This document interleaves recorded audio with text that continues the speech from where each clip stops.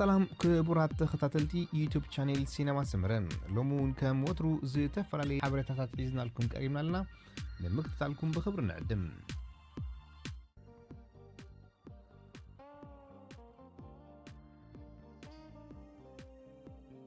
ኤርትራዊ አባል ክለብ ኤንተተ ፕሮ ሳይክሊንግ አማኑኤል ገብረ እግዚአብሔር ኣብ ጂሮ ኢጣልያ ክሳተፍ ምዃኑ መረብ ሓበሬታ ፕሮ ሳይክሊንግ ገሊፆም። አማኑኤል ገብረ እግዚአብሔር ንኻልኣይ ግዚኡ ኣብ ጂሮ ኢጣልያ ክሳተፍ ኣብ ሰለስተ ናይ ግራንድ ቱር ፀወታታት ተሳተፈ አማኑኤል ገብረ እግዚአብሔር ኣብ 2019 እዩ ኣብ ጂሮ ኢጣልያ ተሳቲፉ ኣብ ውሉድ ብጫ ማልያ ድማ መበል 45 ደረጃ ሒዙ ውድድሩ ክዛዝሞ እንከሎ ኣብ ናይ መድረኽ ድማ መበል 17 እታ ዝበለፀት ደረጃ ኣብ ጂሮ ኢጣልያ ዘለዎ እያ። አቦልታ እስጳኛ ዝሓለፈ ዓመት ሻርሻር ደረጃ ዝሓዘታ ዝበለፀ ደረጃ ናይ ግራንድ ቱር ፓንታኒ ብዝብል ሳጓ ዘለለ አማኑኤል እያ። ብዘይካዚ ዝመንሰይ ተቀዳዳማይ ክለብ ኤንተተ ፕሮ ኮንቲኔንታል አማኑኤል ገብረ እግዚአብሔር ድሕሪ ምውሻብ ኮሮና ንፈለማ ግዚኡ ናብ ፀወታ ፅባሕ ዕለት 12 ኣብ ናይ ሓደ መዓልቲ ፀወታ ክላሲክ ክምለስ እዩ። እዚ ናይ ሓደ ሓይሊ ፈረስ መዐቀኒ ዘለዎ ናይ 1996 ጀመረን ግራን ፒሞንቴ ሎም ዓመት መበል 104 ግዚኡ ዝካየድ ውድድር ኣብዚ ናይ 114 ዓመቱ 10 ዓመታት ጥራዩ ከይተኻየደ ተሪፎም። ብዘይካዚ ዕለት 15 ኣብ ኢጣልያ ዝካየድ ናይ ሓደ መዓልቲ ፀወታ ሎምባርዲያ አማኑኤል ክሳተፍ ምዃኑ እቲ መረብ ሓበሬታ ወሲኹ ገሊፆም። ምስ መጋቢት ጋንታ ኤንተተ ፕሮ ቲም ዝርከብ ናትናኤል ተስፋፅን ድማ ኣብ ናይ 2.2 መዐቀን ዘለዎ ናይ 5 መድረኻት ቱር ቢትዋ ዎርሳውዛውስኪ 2020 ክሳተፍ ምዃኑ ክለቡ ገሊፃ ኣላ። እዚ ፀወታ ንፈለማ ግዚኡ ዝካየድ ኮይኑ ኣብ ፖላንድ እዩ ክካየድ። እዚ ፀወታ ካብ ፅባሕ ጀሚሩ ን5 መዓልታት ክቕፅል እዩ።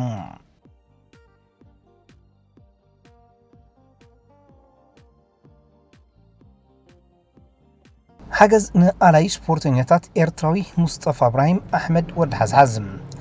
سلام كلكم زعبكم زناسكم متعبيتين فتوتين سبورتنياتات كلكم بحفشة أبزر لكم والسلام فقرا مولد عناني منيلكم. أنا حوكم مصطفى إبراهيم أحمد السبالكو توليده زعبه له أسمره جزاوتي حزحز ولد كله بزقات أمني نيحانت إجري مالت بوليو شجر كساب حجي بعقمين بالعل فتارن رب العالمين كنك أسقط سنهم حجيجن مسعد من مدفع حيل بمسعن اتحانت إجريون نابز غف أكونتات تمرح لزلا بعقمهم كلاتكم حواتي حانتي ناي أكالسون كلان مالت ديسابيليتي موتور سايكل جزيكم إجري جبور لي يبلوكم الله زوج ساكمو يتكالكم يحواتي كابحكم مصطفى إبراهيم محمد أسمرام.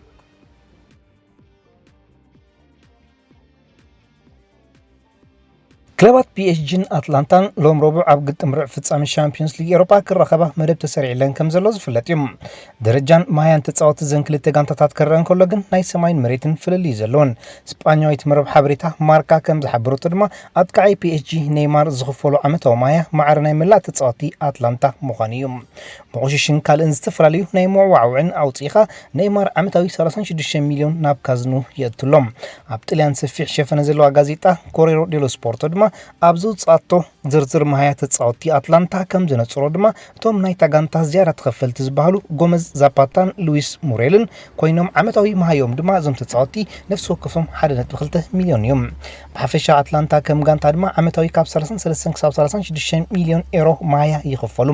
እዚ መጠነ ገንዘብ ድማ ምስ ኔይማር ማዕረ ይገብሮም ኣሎም። ካብ ኔይማር ብተወሳኺ ኪልያን ምባፔ 16 ሚልዮን ከምኡውን ቲያጎ ሲልቫ 11 ሚልዮን ዩሮ ዓመታዊ ማእታዊ ማያ ዘለዎም ተጻዋትዮም። ቀዳሙ 3 ሰዓት ከዓቲ ፒኤስጂ ኔይማር ምባፔን ኢካርድን ኣብ ዓመት 55 ሚልዮን ኣታዊ ክገብሩ ከለው ተጻዋቲ ኣትላንታ ዝኾኑ ዛፓታ ሙሬልን ጎመዝን ድማ ኣብ ሰለስቲኦም 5 ሚልዮን ይኽፈሉ። ይኹን እምበር ፒኤስጂ ዝኹሉ መጠነ ገንዘብ እናፍሰሰት ካብ ሩዕ ፍጻመ ሰጊራ ኣይትፈልጥን እያ። ሎም ዓመት ዝሓሸ ዕድልን ተስፋን ሒዛ ተበጊሳ ዘላ ፒኤስጂ ኣብ ግጥም ሩዕ ፍጻመ ምስ ኣትላንታ ተደላሊላ ብምህላዋ ድማ ብቐሊሉ ናብ ዝቕጽል ውድድር ክትሰግር ተጽቢት ይግበረላ። حادش سلطان جوفنتوس إيطالياوي أندريا بيرلو ويلساوي أكافال تاغانتا أرون رامسي أبزغط العمت سبورت أم مدباتو كمزيل نحلف تعدق جوفنتوس كمز حبروم تقليتهم ود 20 شعاتن عمت رامسي أبز عمت سبورت بسنك ترقاقام مسبرتن وحد نايت صوت هاقزين كم تزدله كدمق أي كالن مسارت مروب حبريتا ميرد ما بيرلون رامسي كم مسارو عناي ملاي مدب حانسيتو كمزولو حبيرام كاب رامسي بتوصغي غونزالو هيغوين دانييل روغانن سامي خيديرانون كاب تاغانتا كسنابتو أبزرزر أسمات بيرلو سفيرو ተሓቢሮም ዘለው ተጻወትዮም ፕሬዚደንት ጁቬንቱስ አንድሪያ አግኔሊ እታ አረጊት ጎርዞ ብዓርቢ ካብ ግጥማት ቻምፒዮንስ ሊግ ኤውሮፓ ድሕር መላያ ድሕሪ ተወሰነ ሰዓታት ናይቲ ግጥም ንወዲ 61 ዓመት ኣሰልጣኒ ታጋንታ ማውሪዚዮ ሳሪ ድሕሪ ምብራሩ ነተጻዋታይ ነበር ታጋንታ አንድሪያ ፒርሎ ከም ቀዳማይ ኣሰልጣኒ ታጋንታ ኮይኑ ክሰርሕ ከም ዝመዘዞ ዝዝከር እዩ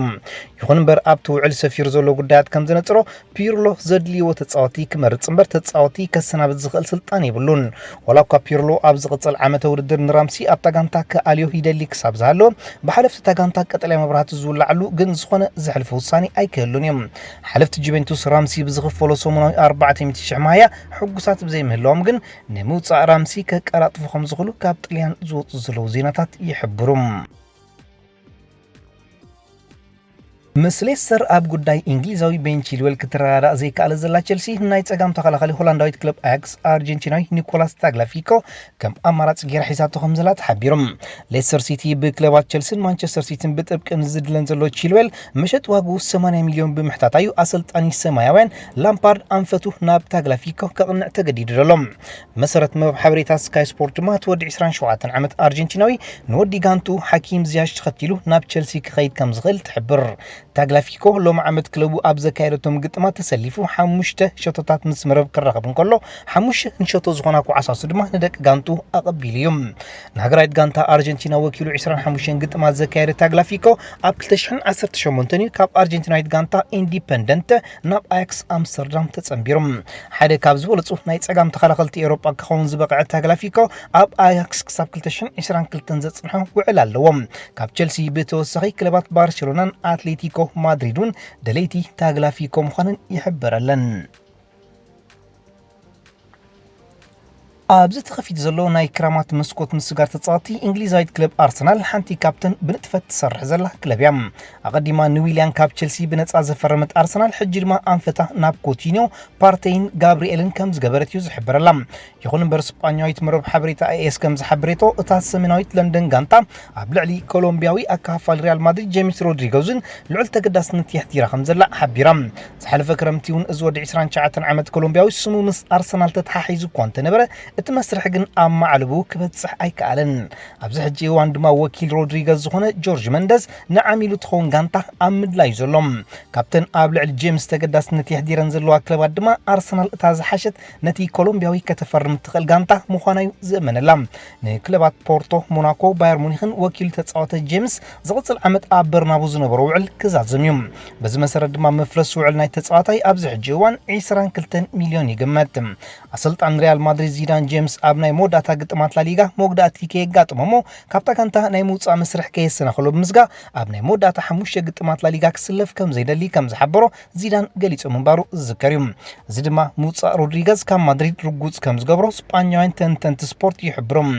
ጄምስ ሮድሪገዝ ኣብዚ ዓመተ ስፖርት 14 ግዜ ጥራዩ ማልያ ሪያል ማድሪድ ወዲዩ ናይ ምስላፍ ዕድል ረኺቡ ነይሩ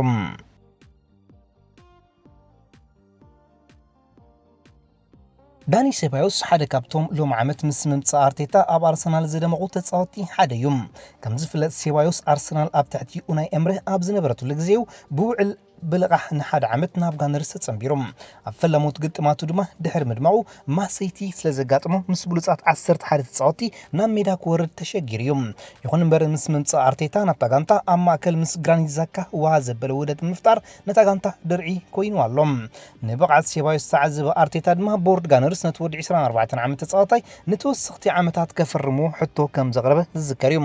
ይኹን እምበር ብመሰረት ካብ ስጳኛዊት መረብ ሓበሬታ ኤኤስ ዝወፁ ዘሎ ዜናታት ከም ዝሕብሮ ሪያል ማድሪድ ንሴባዮስ ኣብ ዝቕጽል ዓመተ ስፖርት ኣባላ ንምግባር ጻውዒት ኣቕሪባ ምህላዋ ንኣርሰናል ከቢድ ሸቕሎት ፈጢርላ ከም ዘሎ ሓቢራ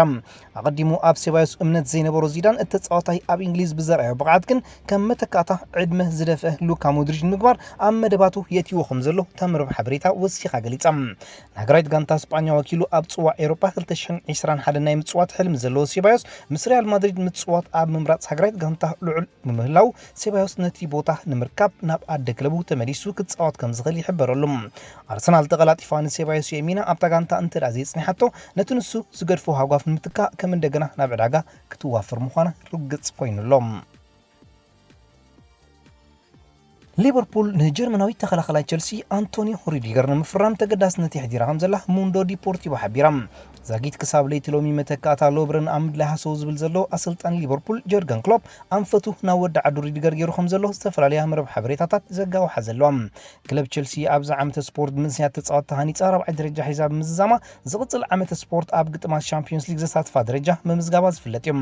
ይኹን እምበር መስመር ምክልኻላት ቸልሲ ኣብዛ ዓመተ ስፖርት 54 ሽቶታት ክዝረቡ ምኻሉ ኣብቲ መስመር ዝርከቡ ተጻወቲ ተሓተቲ ገይርዎም ኣሎም ኣንቶኒ ሩዲገር ድማ ሓደ ካብቶም ኣብ ዝውድድር ዓመተ ስፖርት ትሑት ብቕዓት ካብ ዘንጸባርቑ ተኸላኸል ቸልሲ እናተባሃለ ክሕመድ ድሕሪ ምጽናሕ ኣሰልጣኒ ታጋንታ ላምፓርድ ኣብ ዝርዝር ኣስማት ካብ ታጋንታ ዝፋኑ ተጻወቲ ክጠቕሶ ክኢሉ እዮም ሊቨርፑል ድማ ነዚ ሰሙናዊ 110,000 ዝኽፈል ሩዲገር ናብ ኣንፊልድ ንምምጽኡ ሙሉእ ኣድህቦ ጌራ ትሰርሓሉ ከም ዘላ ካብ ታጋንታ ዝወፁ ዘሎ ዜናታት ይሕብሮም ሩዲገር ኣብ 2017 እዩ ካብ ኢጣልያዊት ሮማ ብ33 ሚልዮን ፓውንድ ናብ ቸልሲ ተሰጋጊሮም ንእንግሊዛዊ ኣጥቃዓይ ቦሩሲያ ዶርትሙንድ ጃዶን ሻንቾ ናይ ምፍራም መደባ ዝፈሸላ ማንቸስተር ዩናይትድ ኣንፈታ ናይ ብራዚላዊ ናይ ክንፊ ኣጥቃዓይ ጁቬንቱስ ዶግላስ ኮስታ ጌራቶ ከም ዘላ ተሓቢሮም ንምፍራም ሳንቾ ብቦሩሲያ ዶርትሙንድ ተነቢርላ ፀንሐ ገደብ ግዜ ዝኣኸላ ማንቸስተር ዩናይትድ ሙሉእ እኳ ካብቲ መስርሕ ኣይትውፃላ እምበር ከም ኣማራጭታት ግን ንኮስታ ኣብ ቅድሚት ጌራ ሰሪዓቶ ከም ዘላ ቱቶ ስፖርት ሓቢራ ምስ ምምፃእ ኣንድሪያ ፒርሎ ናብ ጁቬንቱስ ኮስታ ሓደ ካብቶም ጋንታ ክሳናባት ዝኽእሉ ተጻዋቲ ምዃኑ ይሕበረሎም ኣብ ኩሎም ግጥማት ጁቬንቱስ 17 ግዜ ጥራይ ናብ ሜዳ ክወርድ ዝኻለ ኮስታ መጠን ዋግኡ ካብ ናይ ሳንቾ ዝነስ ብምዃኑ ማንቸስተር ዩናይትድ ነቲ መስርሕ ዓይና ዓሚታ ክትኣትዎ ትፅቢት ይግበረላ ቶተንሃም ንዴንማርካዊ ኣካፋሊ ክለብ ሳውዝሃምፕተን ሆይበርግ ከም ዝፈረመቶ ኣፍሊጣ ሆይበርግ ድማ ቀዳማይ ፈራሚ ናይዚ ክለባት መስኮት ምስጋር ተጻዋቲ ብሆዜ ሞሪኖ ኮይኑሎም 20 ሚልዮን ዝፈሰሰሉ ሆይበርግ ንቐጸልቲ 5 ዓመታት ኣብ ቶተንሃም ክጻወት ድማ ክታሙ ኣንቢሩሎም ድሕርቲ ናይ ፌርማ ስነ ስርዓት ሆይበርግ ምስ ናይ ጋንታ ዌብሳይት ኣብ ዝገበሮ ቃለ መሕትት ንነዊሕ ዓመታት ክጻወተላ ዝኽእል ጋንታ ተጸምቢረ ምህላዊ ብጣዕሚ ሕጉስ እየ ቶተንሃም ኣብ መጻኢ ብዙሕ መደባት ዘለዋ ጋንታ እያ ኣካል ናይዚ መደባት ኮይነ ብምህላዊ ድማ ንዓይ ፍሉይ ነገር ይኽብል ሆይበርግ ገሊጾም ኣብ ሳውዝሃምፕተን 4 ዓመታት ተጻወተ ሆይበርግ ልዕሊ 100 ግጥማት ፕሪምየር ሊግ ኣካይዱሎም ናይ ተጻዋታይ ኣብ ፕሪምየር ሊግ ዘለዎ ልምድን ተመክሮን ድማ ነታ ጋንታ ድርዒ ክኾና ትጽቢት ይግበረላ ናይ ፕሮፌሽናል ጾቱ ኣብ ባየር ሙኒክ ዝፈለመ ሆይበርግ ነታ ባቫርያዊት ጋንታ ወኪሉ 25 ግጥማት ኣካይድዩ ሆይበርግ ካብ ባየር ሙኒክ ተወሳኺ ኣብ ጀርመናውያን ክለባት ኣውግስበርግን ሻልካን ተጻዋይቱ ዝሓለፈ ኣካፋፋሊ እዩ ማንቸስተር ክለባት ሲቲን ዩናይትድን ኣብ ልዕሊ ተኸላኸላይ ናፖሊ ካሊዱ ኩሊባሊ ዘለውን ተገዳስነት እንዳዓበየ ምምጽኡ ተሓቢሮም ኣብ ግጥማት ቻምፒዮንስ ሊግ ናይ ምጽዋት ሕልሚ ዘለዎ ኩሊባሊ ክለቡ ናፖሊ ኣብ ግጥማት ሴሪያ 7ይ ደረጃ ሒዛ ውድድራት ኣብ ምዛማ ዝቕጽል ዓመት ኣብ ኤውሮፕያን ሊግ ክትሳተፍ በዚ መሰረት ድማ ሴኔጋላዊ ኣብ ዝክራማት ካብ ታጋንታ ክሰናበት ከም ዝኽእል ልዑል ግምት ኣሎም ዝሓለፈ ሰሙን ናታን ኣከ ዝፈረመ ፔፕ ጋርዲዮላ ድማ መንእሰያት ተኸላኸልቲ ታጋንታ ኤሪክ ጋርሻ ናብ ባርሴሎና ንምቕናዕ ኣብ ጫፍ በፂሕሉ ኣብ ዘሎ ግዜ ልዕሊ ማንም ግዜ ኣብ ልዕሊ ኮሊባሊ ዝነበሩ ተገዳስነት ከም ዝዓበየ ተሓቢሮም ካብዚ ብተወሳኺ መቀናቐንቲ ሲቲ ዝኾነት ዩናይትድን ንኮሊባሊ ምስ ማጓየር ብምጥማር ንመስመር ምክልኻል ታጋንታ ንምጥንኻር ካብ ነዊሕ ሒዛቶ ዝጸንሐት ጉዳይ ብምዃኑ እዘን ክልተ ጋንታታት ኣብ ምውናን ኮሊባሊ ዝገብሮ ዘሎ ቃልሲ ብኣጉ ልዑል ኣቓልቦ ስሒቡሎም ፕሬዚደንት ናፖሊ ዲ ሎሬንተስ መሸጢ ዋጋ ኮሊባሊ 81 ሚልዮን ምዃኑ ዝሓለፈ ቅንያት ምሕባሩ ዝዝከር እዩ ሓለው ልዳት ማንቸስተር ሲቲ ክላውዲዮ ብራቮ ናብ ስፓኛ ተመሊሱ ምስ ሪያል ቤቲስ ክትጻወት ተሰማሚዑሎም ኣብ ሪያል ቤቲስ ድማ ምስ ኣሰልጣኒ ነበር ማንቸስተር ሲቲ ማኑኤል ፔሌግሪኒ ክሰርሕ እዩ ምስ ምምጻእ ፔፕ ጓርዲዮላ ኣብ 2016 ካብ ባርሴሎና ናብ ማንቸስተር ሲቲ ተጸምበረ ክላውዲዮ ብራቮ ንዝሓለፈ 3 ዓመታት ኣብ ወንበር ተቐየርቲ ኮይኑ ግዜኡ ክሕልፎ ጸኒሑ ሓድሽ ኣሰልጣኒ ሪያል ቤቲስ ፔሌግሪኒ ድማ ዝሓለፈ ዓመት ካልኣይ ዝበዝሐ ሸቶ እቲ ሊግ ንዘዝረቐ ልዳቱ ብብራቮ ገይሩ ከዓብሶ ክፍትን እዩ